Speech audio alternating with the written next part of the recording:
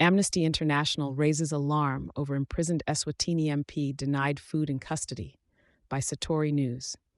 Amnesty International has expressed serious concerns about the well-being of Mduduzi Bacede Mabuza, a former member of parliament in Eswatini, following reports that he has been denied food rations at Matsapha Correctional Complex. Mduduzi Mabuza, who requires a special diet due to a medical condition, has been left without a proper meal for the last 4 days following his recent sentencing.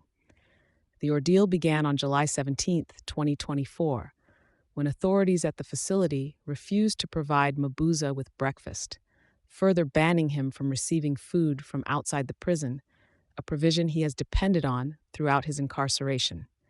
His health is now in jeopardy due to the disregard of a medical report stating his dietary needs. Vangai Chikwanda, Deputy Regional Director for East and Southern Africa at Amnesty International, insists that this treatment is equivalent to torture or ill treatment and could have severe repercussions on Mabuza's health. The troubles for Mabuza and his fellow parliamentarian Mduduzi Dube began following their arrest on July 25, 2021, amidst pro-democracy demonstrations. They were subsequently charged under the Suppression of Terrorism Act of 2008 and the Sedition and Subversive Activities Act of 1938, legislation viewed by many as draconian relics of a bygone era. The court system handed down hefty sentences of 25 and 18 years, respectively, on July 15, 2024, igniting widespread condemnation from human rights groups. To make matters worse, there have been reports of repeated assaults against both MPs in prison.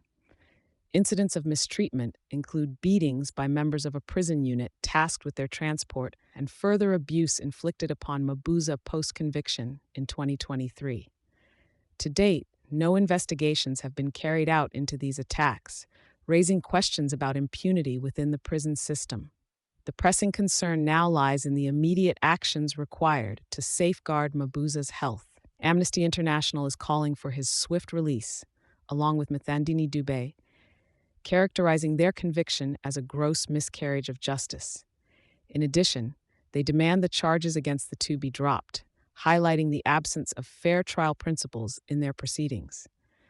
With health conditions deteriorating and instances of abuse documented within the confines of Matsapha Correctional Complex, the call for intervention has never been more urgent.